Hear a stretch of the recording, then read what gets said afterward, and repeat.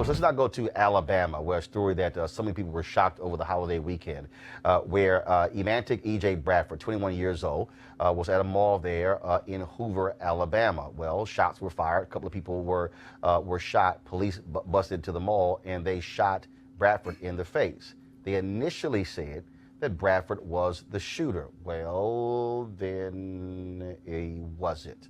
And so today, the police department finally apologized to the family for initially calling him the actual shooter as well. Now, Bradford was a caretaker for his father, who was a former police officer who was battling cancer, and he also worked full time. Now, he was initially called an Army veteran, but the Army said he did not complete basic training, was never certified as an officer. Now, Bradford did have a concealed weapon permit for the gun he was carrying that day, and joining us right now to talk about that is Ben Crump, who was hired by the family to be their attorney. And so, Ben, glad to have you back on Roland Martin Unfiltered. Hey, thank you, Roland, for talking about this important issue. You know, it's unbelievable that on Thanksgiving night, his parents got this news, not from the police having the courtesy to notify them, but they heard about it first on social media. So them finally coming to meet with us and in person apologizing to this broken-hearted, devastated mother and father was a first step. But as we've been saying all along, Roland, they don't need to say no more. Just release the video, because the video is going to tell us the thing that happened that night leading up to his, what we believe, unnecessary death.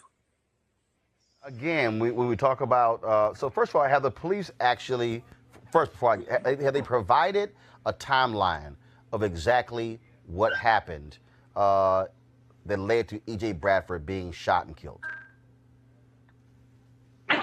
They have not, Roland. They haven't told family anything. Several witnesses in that mall has approached family, have called my law firm and given their accounts, and all of them to a warning say that EJ Bradford, he was helping people get away from the shooting. He was helping get people out of harm's way. Several people have said he saved their life. He was a good guy. And so this whole suggestion that good guys need to have guns to stop the bad guys with guns from preventing these mass shooters only works apparently if you're not black. Because if you're black with a gun, the police never see you as a good guy and they shoot and kill you, just like they did Jamel Robinson in Chicago, now here with Emantic in Alabama. Ben, hold on one second. That was a rally today, of course, there in Birmingham, and this is from one of the social media accounts. I want to take some of that. So here we go to my iPad, please. And knock on her door to tell my nephew. I had to tell his daddy. Your son is dead. Hey.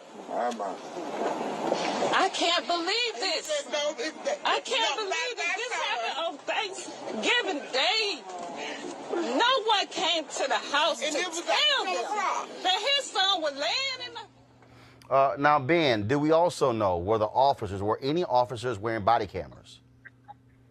Apparently, all of them were wearing body cameras. Hoover spent a lot of money last year to make sure every officer was equipped with a body camera. And more important than that, there was mall security surveillance video rolling that will show us from the second EJ walked into that mall until the moment he was killed, everything he did. And we believe, like EJ family believe in his heart, it showed him doing something bad, they would have released that video already. And that's why they keep demanding the truth. Ben, hold on one second. This is you speaking last night at a church rally last night in Birmingham. And killed him.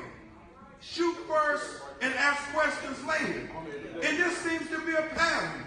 Did any of you all hear about Jamel Robinson in Chicago? Shot him 12 times. A good guy with a gun who happened to be black. And maybe that's the caveat. Does America ever see that a good guy with a gun can be a black man? No. So, Ben, let's speak to that. When you posed the question last night to the church, does America ever see a good guy with a gun being black? Yeah, It just follows a pattern, Roland, too many times. You remember Corey Jones in Palm Beach, Florida,